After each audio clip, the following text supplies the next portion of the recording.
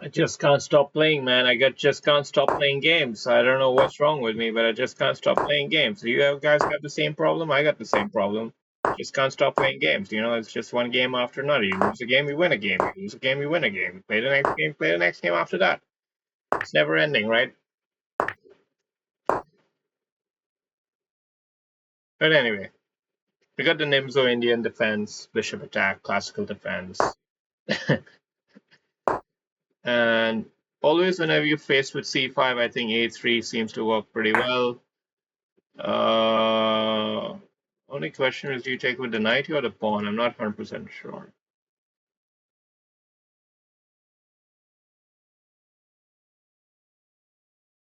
I'll take with the pawn. It's a key difference in the whole position, taking with the pawn versus the knight, because now you've got this isolated pawn.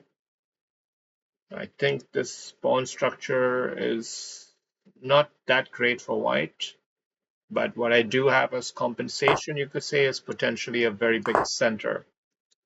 So I've got to use the center. That's going to have to be a key part of the strategy.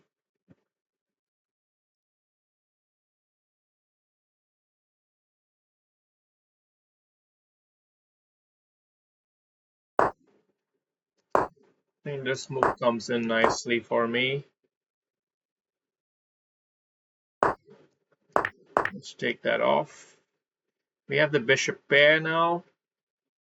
Let's think here. What to do, what to do.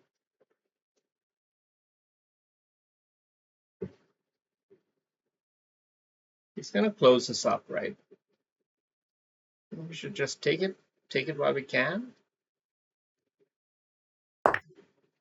Feeling a bit greedy. Let's take it while we can. The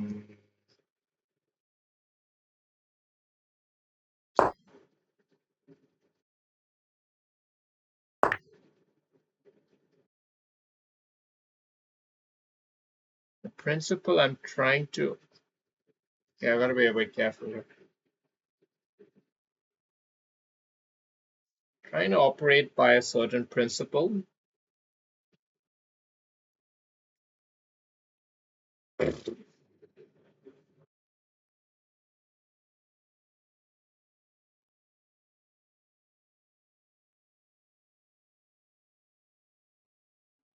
It's not working. I have to admit, it's not working. I was hoping I could win this pawn, but he gets to take this, and my queen could come all the way back here, but then his rook comes in the way, and if my queen dives out, then his queen wins the rook. Or does he? Yeah, he does. This bishop was here, so it was blocking the rook.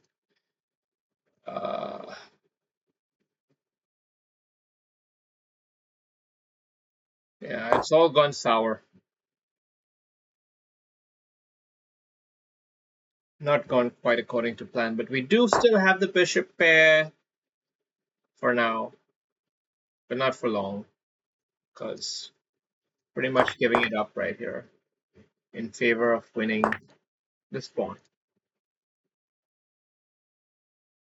Now we have a passive, very passive position. Not ideal. Not ideal. I think I need to get my queen back to home base somehow.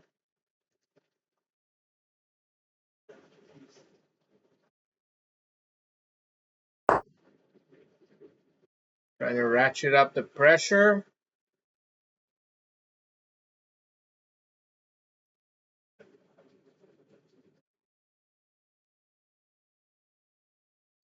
Maybe we can pull this rook here.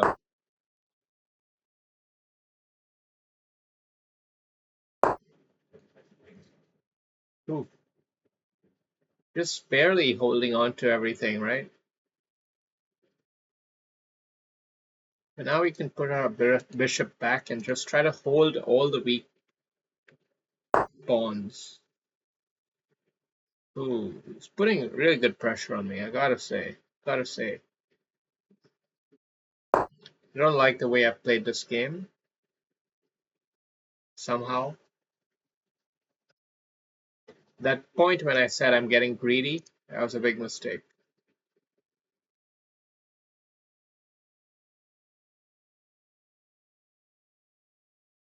Gotta get our king off this diagonal so that we can push the pawn up, probably. We need to. This knight can't just be allowed to sit there forever.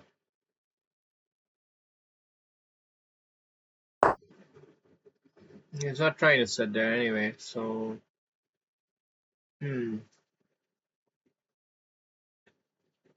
Well, you probably gotta get out of the way.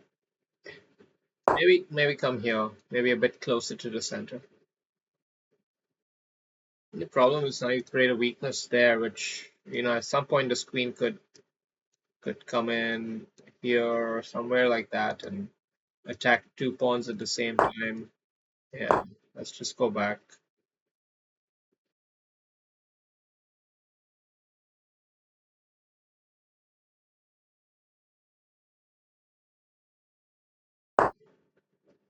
Okay, so we got him focusing on a different side of the board, and I think I'm not too unhappy about that.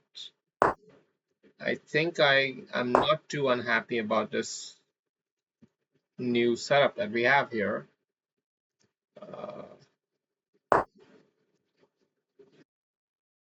Take with the pawn or just how about bishop here at some point, and we gotta get the bishop here. If we get the bishop this square, then it's really happy days. Oh, happy days! Yeah, the queen is also a slightly pathetic piece, but still doing a lot of heavy-duty defensive work here. Now the time pressure is going to start building on the tramp. Holy tramp! And this move is very powerful. Should we just capture?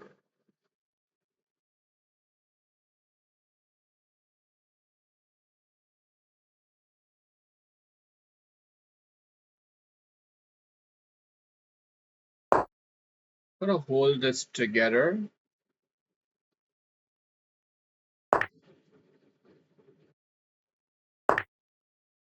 I don't understand that move.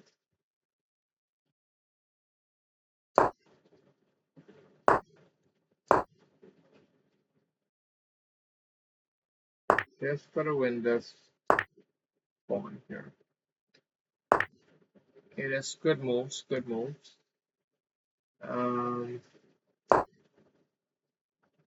But we're still very much in control of the game.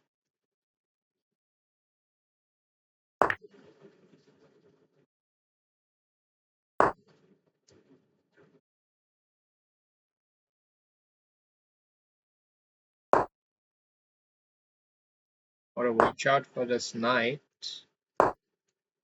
Don't let him get a free ride to the bottom. Make sure you're playing fast enough now. Keep your eye on the bottom.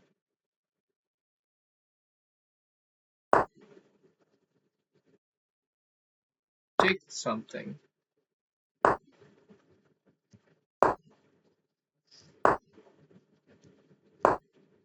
Only gonna have to sacrifice. Shit. Position has gone awry rather quickly. But we can still try to hold on. What do we gotta do here? How do we handle this position? We gotta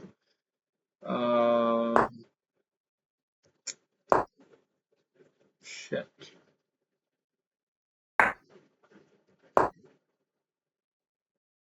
That's not a clever move from him, I think. Let's take the pawn off. Let's try to force a draw at least.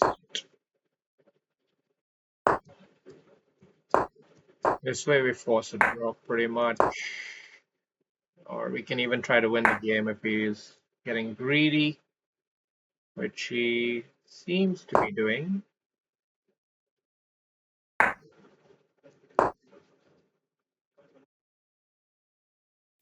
Yeah. You got a bit greedy. But it was a good tight game there.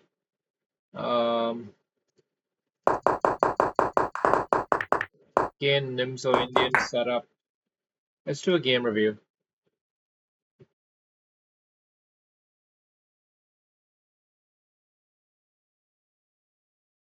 Okay, whatever. Holy Tramp.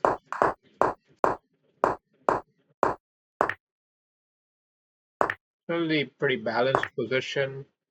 This move, not so hot, huh? Yeah. I mean, I'm sure a move like Bishop D2 is pretty good here. Move number 13.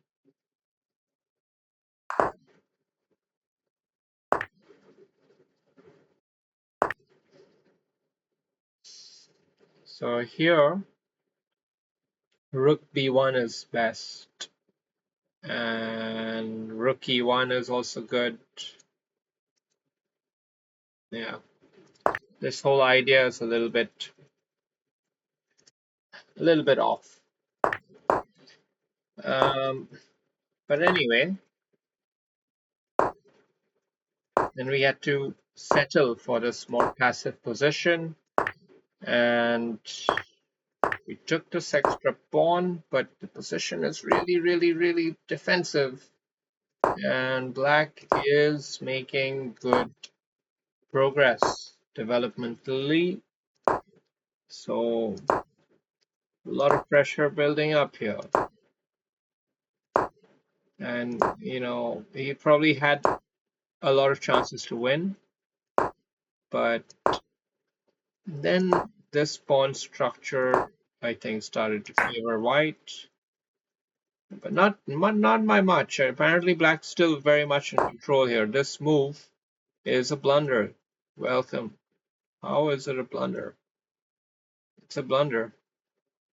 But how? Okay, not like that. So we gotta see move 29. Okay, we're right over here. Queen check. And then the bishop comes in the way, and that's a blunder. Big time blunder because of rook takes, followed by king h1. Why not rook takes back? Oh, back rank. That's right, back rank. The one benefit of having that pawn there is the back rank, exactly. Yeah, it did look dodgy, and he just didn't see it all the way through. That's why what was an advantage ended up slipping away completely. And its game was still going on, really tough game. Both sides fought really well, and I suppose I must have made an error somewhere around here, because yeah, what should I have done around the move 40? Once the pawn is starting to make headway down, white should actually play e6 himself, make the king more exposed, I suppose, so that checks and stuff can come into play. Another move here is queen d6. Basically promoting the trade of queens, but I don't know. This rook move is a bit too passive. There needed to be something a bit more active here. You should never, in chess in general, if you're waiting and just trying to hold the gate closed, you know, that kind of Hodor style, it usually almost always backfires. My opponent probably gave me a few chances here.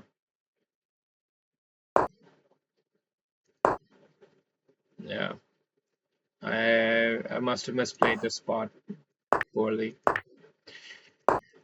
And then it was close to a losing position, so I thought, well, I need to start going for the draw, and of course he didn't go for that. Here it is a draw. It is a draw because you trade off the queens, and then you just try to win this pawn, and the knight can't mate you. These two pawns want queen anyway.